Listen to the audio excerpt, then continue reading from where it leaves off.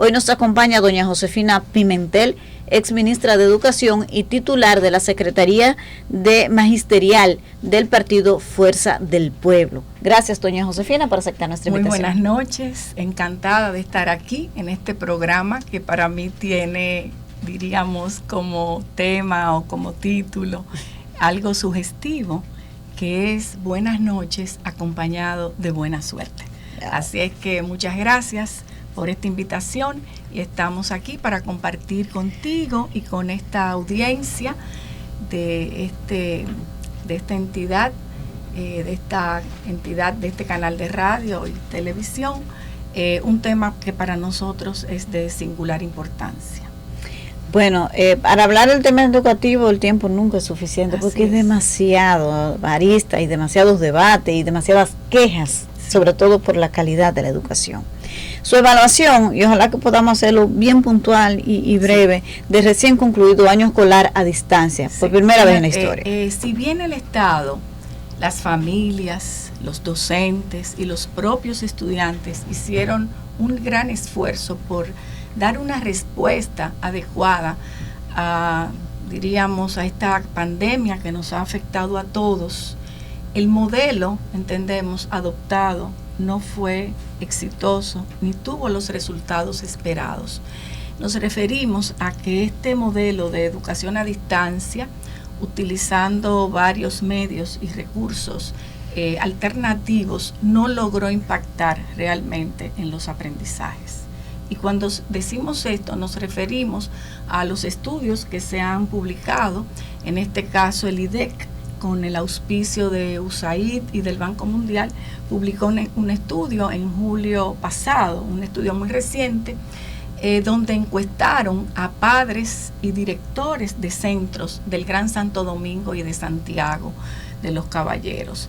En ese estudio, los padres aseveraron, al igual que los directores, que los estudiantes no aprendieron lo suficiente y que realmente el modelo empleado no surtió los efectos esperados. Pero el ministro de Educación dice que ese modelo fue sumamente exitoso, también lo dijo el presidente, y que incluso eso es exportable y que el PNUD lo ha recomendado para que se aplique en otros países. Ese estudio también recoge el hecho de que la audiencia potencial se inició con una audiencia de un 56% cuando inició el programa de educación a distancia a través de la radio y la televisión, y que de un 56% inicial en el mes de noviembre del 2020 fue descendiendo hasta un 25% en audiencia, y ya para el mes de abril del 2021 la audiencia se situó en apenas un 10%. O sea, quiere decir que los estudiantes no estaban tomando las clases. Así es, pero no solo eso, de 3 horas de duración de las sesiones, ¿verdad? Informativas, educativas, apenas la mayoría de los estudiantes permaneció un promedio de 36 minutos frente al televisor. Y estos son estudios que están avalados por una firma de comunicación que evaluó ese impacto y registró esos niveles de audiencia. Pero no solo eso, Yanesi, sino que un programa televisivo donde la persona escucha información no garantiza per se que haya aprendizaje. Para que haya aprendizaje, esa información que recibe, ¿verdad? La persona que está recibiendo el mensaje necesitaría procesar esa información en un esquema cognitivo y además poder aplicar eso en una situación similar, en una situación nueva, distinta a lo aprendido, y afianzarla a través de algún método didáctico que le permita realmente convertir esa información en un conocimiento nuevo. Estos chicos, estos niños estaban frente al televisor muchas veces solos o tal vez acompañados de sus madres, las que estuviesen en el hogar.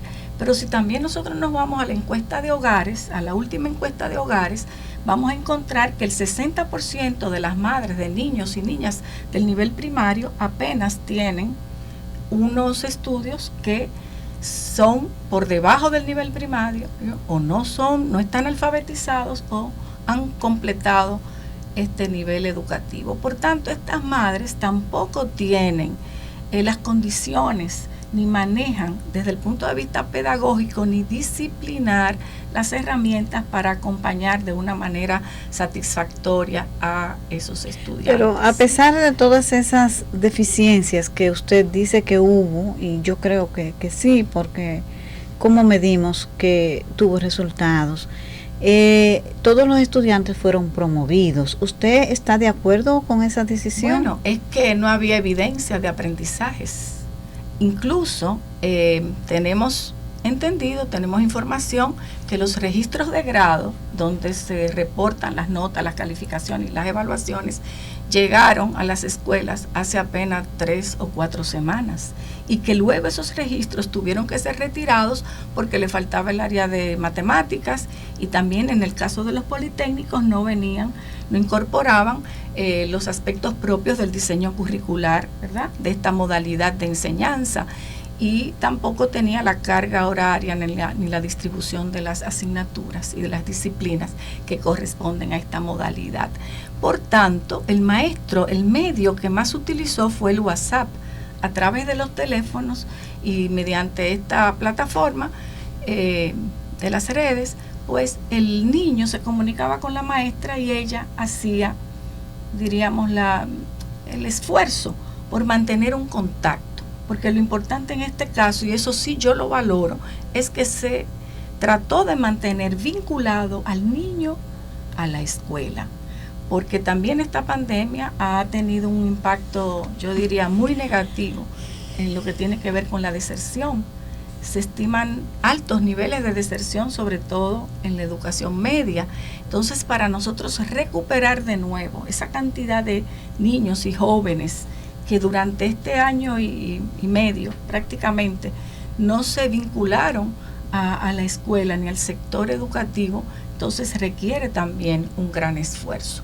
Pero por otro lado, fíjate, también se ha adoptado como un modelo la distribución de equipos tecnológicos, un modelo, ¿verdad?, que impulsa una política donde la distribución de tabletas y también de dispositivos tecnológicos, pues, apuesta a que esto puede resolver los problemas de aprendizaje. Y sin embargo, en todos los países donde ha habido una distribución masiva de estos equipos y de tabletas, computadoras y otro tipo de dispositivos, no ha habido una diferencia en términos cualitativos respecto a los niños que no disponen de esos dispositivos. O sea que esta es una, diríamos, una estrategia que se ha venido implementando desde hace tiempo, pero no ha tenido el impacto esperado. El dispositivo, la tecnología per se, por sí sola, no garantiza aprendizajes. Entonces usted nunca estuvo de acuerdo cuando, esa fue en la gestión anterior, que el ministro tenía una campaña, el ministro Andrés Navarro, de que pasamos de la escuela del lápiz y el papel a la de la computadora. ¿Eso para usted es inadecuado? La computadora per se no garantiza aprendizaje. Lo que garantiza aprendizaje es que a través de ese medio se pueda diseñar o adquirir una plataforma donde el maestro pueda organizar un aula virtual, donde haya una interacción permanente con el alumno, él pueda diseñar unidades de aprendizaje, se diseñen recursos didácticos en línea, donde el maestro entonces pueda desarrollar un proceso de enseñanza-aprendizaje de una manera interactiva, donde se puedan digitalizar los libros de texto, donde se garanticen procesos evaluativos que realmente puedan medir lo que el niño está aprendiendo, y entonces esa aula virtual sustituye en alguna medida el aula física, pero garantiza que los procesos de aprendizaje se den de la manera esperada. Entonces, ¿usted no cree lo que ha dicho el ministro de Educación, que nuestro modelo, el modelo que se implementó en la pandemia es exportable? Bueno, y que fíjate, los países lo han... yo pienso que lo que hay que ver es hasta qué punto eso influyó o no en mayores aprendizajes, porque aquí el centro de las políticas y el foco de las políticas debe ser el aprendizaje, no la dotación de equipos. El equipo es un medio, es una herramienta, no es un fin en sí mismo. Habría que ver, oye, cuáles son también las debilidades que puede tener ese modelo para tratar de superarlas, porque no son malas per se, es que podamos darle el lugar que realmente le corresponden. Las computadoras y los equipos tecnológicos por sí mismos no te van a garantizar una mejora en la calidad. Y sobre todo en el caso de nuestro país, donde 1/3 de las escuelas no tienen disponibilidad de conectividad, porque las empresas que la ofrecen no garantizan ni aseguran poder dotar de conectividad de esos centros. Entonces el equipo requiere no solamente que se le instalen, por decir así, una plataforma didáctica que pueda garantizar que el proceso de enseñanza-aprendizaje se desarrolle de una manera adecuada y cabal, sino que haya conectividad, que haya energía eléctrica, que el maestro también tenga pues la capacidad, las competencias para hacer un uso efectivo, eficiente de ese recurso, y que haya además toda una política de integración de medios. Pero ante todas esas deficiencias que usted ha citado y que parece... Bueno, son debilidades. ¿Pero qué hacer ante el reto para el inicio del año escolar? Sí. Si usted estuvo en tercero y lo promovieron a cuarto, usted va a comenzar como que usted adquirió el conocimiento del tercer grado. Muy buena pregunta. Y es, yo diría, motivo de preocupación, es una gran interrogante y una gran responsabilidad del sistema educativo de dar respuesta a esa inquietud. Fíjate, los niños la última vez que fueron a la escuela y que siguieron un proceso, vamos a decir, sistemático de aprendizaje fue en el año 2019. Volvieron luego a través de esta modalidad a distancia, vía la televisión y la radio, que a propósito la radio solamente fue utilizada por un 11% de la audiencia potencial esperada. Entonces, sin ni la televisión ni la radio, y bueno, se usaron cuadernillos, es cierto, pero los cuadernillos llegaron en un 77% también, nada más de lo esperado. Se repartieron computadoras también, pero llegaron solamente en un 21% al nivel primario. Entonces tú dirías, bueno, si no podemos garantizar los aprendizajes del 2020, si ya los niños olvidaron lo que aprendieron en el 2019, ¿cuál será el punto de partida para este próximo año escolar? Entonces entendemos que tal vez lo conveniente es hacer una evaluación seria, a profundidad, de cuál es ese punto de partida, cuál es esa línea base a partir de la cual nosotros debemos orientar este nuevo año escolar. Vamos a iniciar a partir del 2019, de lo que se trabajó en el 2020. Entonces pienso que hay que hacer primero una evaluación diagnóstica seria, a profundidad, sin engañarnos, sin poner, como yo te diría, paños tibios a una situación que sabemos que fue de emergencia y que, si bien se hizo un esfuerzo, los resultados no son los esperados de ninguna manera.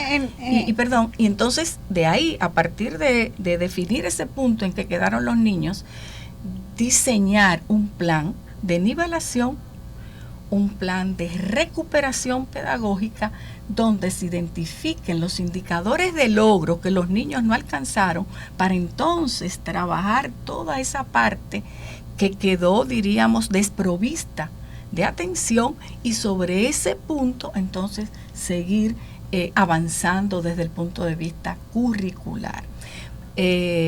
También es sumamente importante, Yanesi, identificar los niños con rezago, de esos niños, cuáles, sobre todo en el ámbito de la lectura.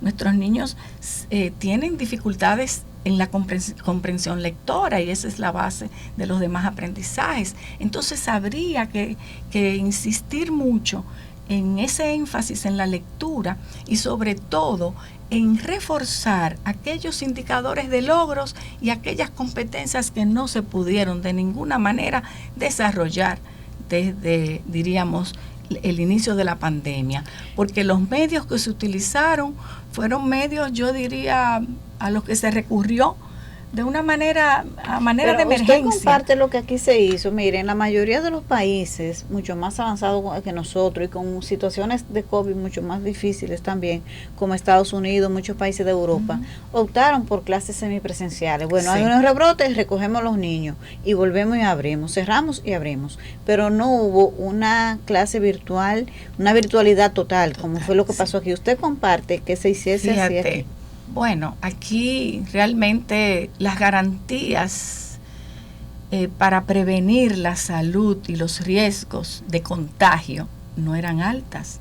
Entonces no se podía asumir esa modalidad presencial. Yo pienso que se apostó a garantizar la salud y la vida de los niños y los docentes. En principio eso no está mal, no lo veo mal, porque creo que ese es, yo diría, la prioridad, garantizar la vida, la salud.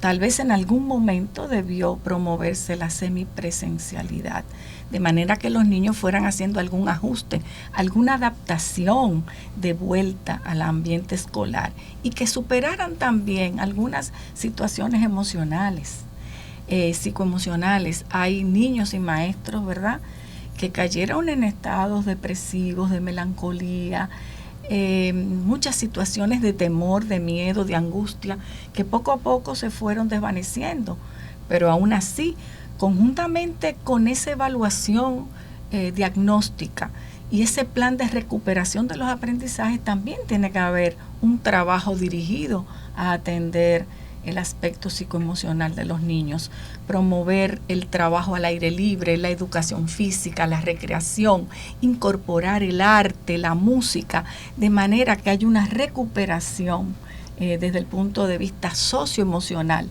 de toda la comunidad educativa. Quería decirte algo también importante con relación a ese comentario que hiciste, que el Banco Mundial ha identificado que va a haber una pérdida de un 7% a nivel mundial en términos de escolaridad y que eso va a afectar a las futuras generaciones.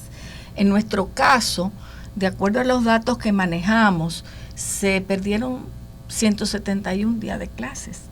Es decir, los niños no tuvieron la oportunidad de asistir presencialmente durante 171 días.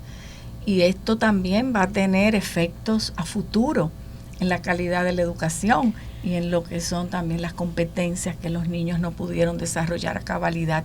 Entonces tú me preguntarás, ¿si eso es recuperable? Sí, yo creo que sí, si se hace una cosa bien planificada, si se utilizan los recursos y medios adecuados, si a los docentes se le dan las herramientas para que ellos puedan identificar los indicadores de logros que todavía no fueron superados y ver entonces cómo nosotros vamos acompañando ese proceso de recuperación, de manera que podamos superar entonces ese rezago en un tiempo relativamente breve. No es una tarea fácil, pero yo creo que si se definen políticas que se centren no en la dotación de equipos, sino que tengan como foco fundamental el aprendizaje de los niños, nosotros vamos a encontrar como sistema educativo la respuesta más adecuada para enfrentar los nuevos desafíos y los nuevos retos de vuelta a la escuela.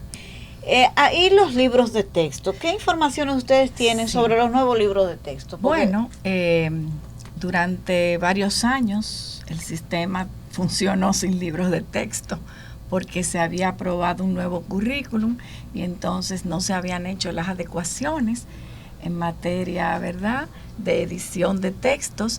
Por tanto, el Consejo Nacional de Educación apenas hace unos días aprobó 211 nuevos libros de texto.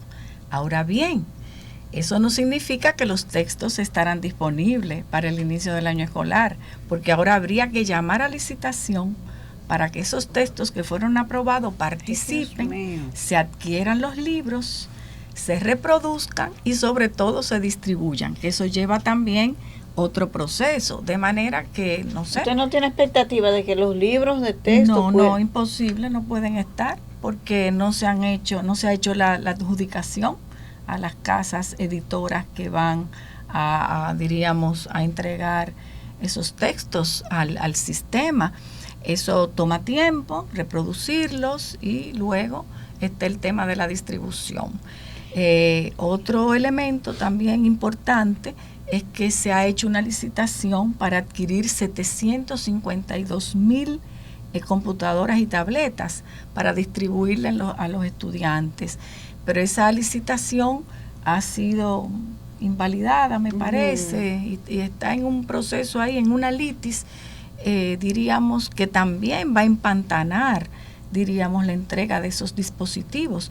Pero los dispositivos per se, como hemos reiterado, no garantizan tampoco que tengan una utilidad efectiva en tanto no contengan los softwares y toda la plataforma, diríamos, vinculada al currículum, que garantice un uso eficiente del recurso. En los programas de educación a distancia, el año pasado el Estado invirtió 33,000 millones. Ajá, sí, con los nuevos equipos, sí, para la producción de los programas de radio, de televisión, los materiales que se elaboraron. Y ahora recientemente, pues, se procesó esa adquisición de esos 752,000 equipos, que supuso una inversión de 10,200 millones de pesos. De manera que estamos hablando de sumas cuantiosas invertido en medios, tecnologías y recursos audiovisuales, que habría que ver el costo-efectividad, en qué medida esa inversión ha impactado realmente los aprendizajes. Y eso es algo a valorar. Finalmente, en relación a los libros, lo que se ha dicho de parte, ¿verdad?, de la Secretaría, es que se van a colocar en las computadoras los libros en una versión digital. Esa es, o sea, los libros físicos irían para la primaria, que, como dije, tomará un tiempo para que eso llegue a las escuelas. Las computadoras están en proceso de dotación, de llegada, tampoco estarían todas las que se requerirían, para que entonces los estudiantes de secundaria puedan disponer de esos textos de manera digital y de todo el material y recursos digitales didácticos que se requerirían. O sea que es un trabajo fuerte. Brevemente, doña Josefina, usted como titular de la Secretaría de Asuntos Magisteriales o de Educación. Secretaría de Educación Preuniversitaria, porque hay también una Secretaría de Educación Superior que dirige la profesora Ligia Madamela. Ok. A mí me corresponde la ¿Ustedes van a participar en las elecciones de la ADP con su propia plancha? Sí. Gracias por la pregunta, porque eso me ayuda a comentarte que la Fuerza del Pueblo constituyó lo que hemos denominado la Fuerza Magisterial. Es entonces una asociación de maestros y maestras que forman parte de la Fuerza del Pueblo o que simpatizan también, ¿verdad?, con nuestro presidente, el presidente Fernández, el cual tiene, yo diría, mucho aprecio en la comunidad educativa por todas las iniciativas que desplegó en sus diferentes gobiernos. ¿Y ustedes tienen expectativas importantes? Porque sí, nosotros tenemos organizado a nivel nacional 155 direcciones de la Fuerza Magisterial. Ya estamos organizando también 155 planchas para competir en las elecciones, y nuestra plancha nacional estará constituida en esta semana. De manera que nos estamos preparando para tener un trabajo, yo diría, exitoso, para nosotros realmente seguir incursionando en el corazón de los maestros y maestras, y para seguir trabajando por la calidad de la educación desde el ámbito técnico, desde el ámbito político, desde el ámbito gremial, porque entendemos que esa es la clave para el desarrollo humano de cualquier nación, y es realmente la clave fundamental para nosotros desarrollarnos como nación, como ciudadanos. También yo diría que la educación es el factor más importante en el desarrollo humano, y realmente creo que merece la pena hacer un trabajo con dedicación, con entusiasmo, con amor, por pasión, por cualquier espacio educativo, ya sea gremial, vuelvo y reitero, técnico, político, de manera que nosotros podamos, desde nuestro ámbito, desde nuestro quehacer, como personas comprometidas con el bienestar del pueblo dominicano, aportar a la mejora de la educación, a la calidad y a la dignificación también de los maestros y maestras. Estamos dando las gracias a doña Josefina Pimentel por acompañarnos en el día de hoy, sobre todo para plantear y describir cuál es la situación de la educación del país en este momento, uno de los renglones que ha sido más afectado con la pandemia de la COVID-19. Gracias, doña Josefina. Gracias a ti y bueno, buenas noches y buena suerte. Bueno, tanto para ti como para la audiencia. Muchísimas gracias.